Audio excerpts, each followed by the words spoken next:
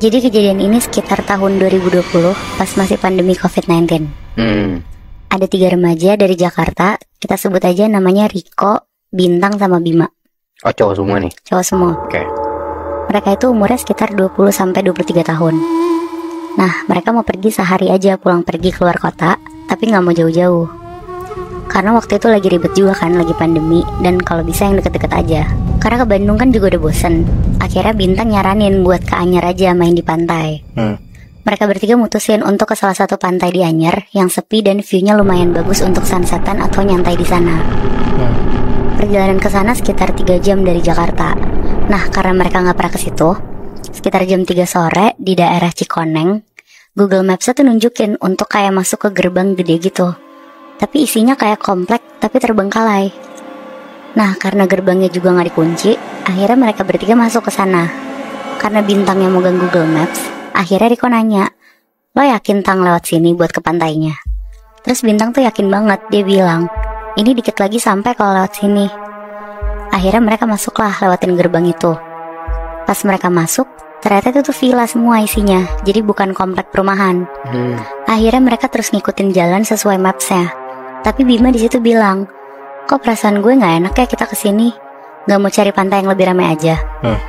Tapi si Bintang tuh kekeh aja mau ke pantai ini karena alasan sepi dan katanya tuh bagus. Jadi kondisinya tuh Moebi, kanan kiri tuh villa, dan rumput-rumputnya tuh kayak udah panjang semua, kayak nggak keurus. Enak, berarti ini mereka lagi di semacam villa-villa gitu ya, mana setelah ngelewatin villa ini mereka sampai ke pantainya? Iya bener, Bi. Oke. Terus. Nah, pas lagi jalan pelan-pelan sambil ngeliat kanan kiri, Riko yang lagi nyetir tuh ngeliat dari spion kanannya dia, ada nenek-nenek pakai kebaya merah lagi jalan sendirian. Berarti posisinya di belakang mobil dia itu kan nenek-neneknya. Tapi sama Riko tuh gak terlalu dipikirin, karena ya mungkin nenek-nenek ini tuh mau ke arah pantai juga. Nah, pas Riko lanjut jalan ke depan, terus dia mau belok ke kanan, otomatis dia lihat spion kanannya kan. Nah, pas dia lihat, nenek-nenek yang tadi jalan di belakang mobilnya itu tiba-tiba kelihatan di spionnya lagi duduk di belakang mobil luarnya. Jadi karena mobil Riko ini sedan, Moy, ada space kan kayak bagasi gitu. Nah, nenek-neneknya tuh duduk di situ sambil senyum-senyum lihat kanan kiri. Kebayang nggak? Jadi di atas bagasinya sedan gitu? Iya. Wow. Nah, itu tuh Riko kaget banget sampai banting setir ke kiri. Tapi nenek-nenek itu bener-bener masih duduk nempel aja di atas bagasi mobilnya. Wow. Akhirnya Riko bilang ke Bintang sama Bima untuk lihat ke belakang mobilnya dia dan ngasih tahu kalau ada nenek-nenek yang duduk di belakang mobilnya. Bima sama Bintang di situ langsung ngeliat ke belakang dan bilang ke Riko, "Hah, gila lo ya? Mana ada anjir, nggak ada apa-apa. Lo jangan nakut-nakutin gitu dong kok." Terus Riko kaget karena mereka tuh nggak bisa lihat apa-apa kan. Akhirnya Bintang bilang, "Udahlah, jangan macem-macem, kita kan mau ke pantai, jangan yang aneh-aneh lah bahasnya." Nah, akhirnya sekitar jam 4 sore mereka udah sampai nih di pantai itu. Di dekat pantai itu tuh ternyata ramai, Moebi. Kayak ada warung-warung, ada tempat makan seafood juga. Tapi karena mereka datang pas lagi pandemi dan hari kerja, jadi kebetulan pengunjung tuh cuma mereka aja. Jadi penghuni di sana banyak tapi nggak ada pengunjung. Iya benar. Oke. Terus. Akhirnya mereka cari spot lah di bawah pohon gede rindang biar adem. Si Riko bawa tikar, terus mereka pakai itu buat tidur-tiduran. Nah, Bintang sama Bima nggak lama main air di pantainya. Riko tuh juga pengen ikut, tapi sorean lagi katanya, soalnya dia mau tidur-tiduran dulu, capek nyetir katanya. Pas dia lagi merem, kayak ada yang netes-netes gitu dari atas pohon kena bajunya Riko. Riko kaget, langsung kebangun, kirain hujan kan. Pas dia melek, di atas pohon gede itu ada nenek-nenek yang tadi numpang di mobil Riko, lagi mangap, terus liurnya tuh netes ke bawah, ke bajunya Riko.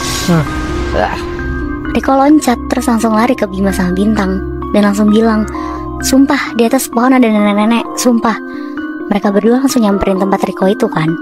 Dan pas dilihat tuh gak ada siapa-siapa, Moebi, sama sekali. Mereka bener-bener cuma bilang ke Riko, "Lo mah cuma kecapean aja kali, jadi halu dari tadi."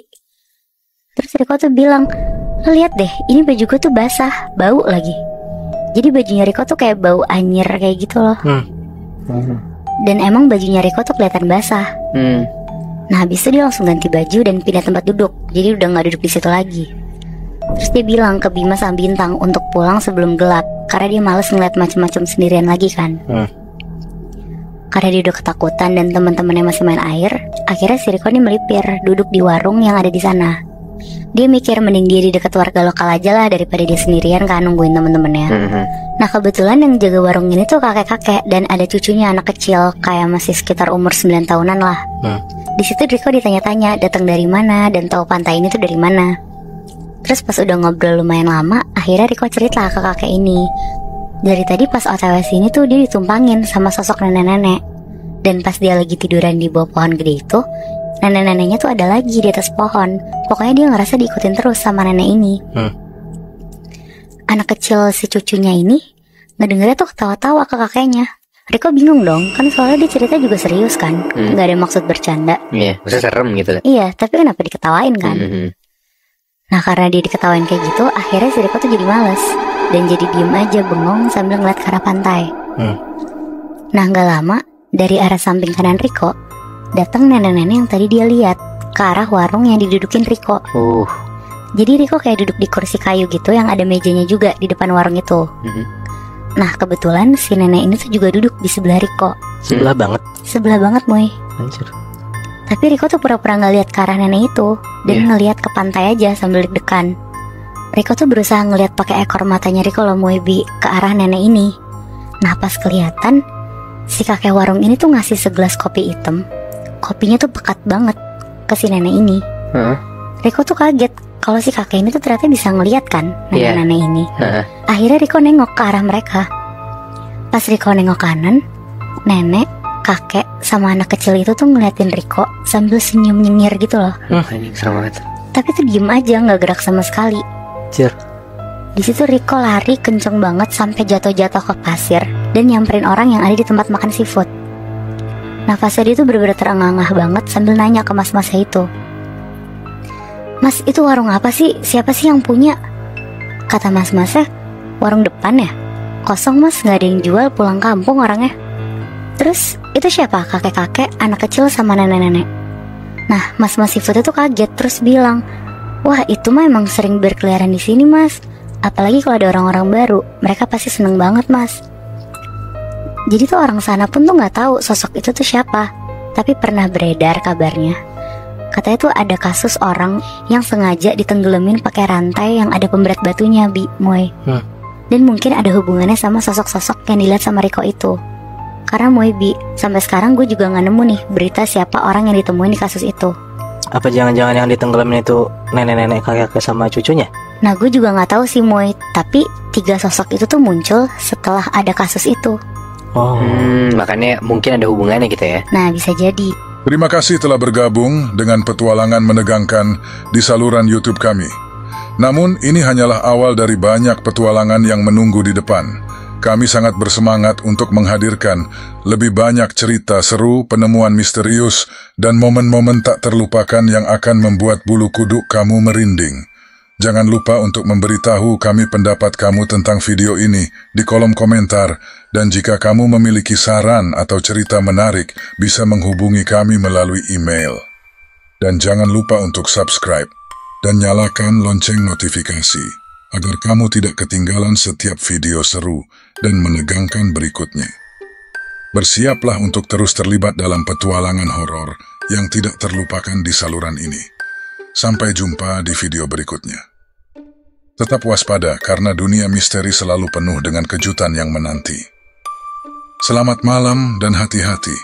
Jangan pernah berjalan sendirian di malam hari. Siapa tahu ada yang mengikutimu dari belakang.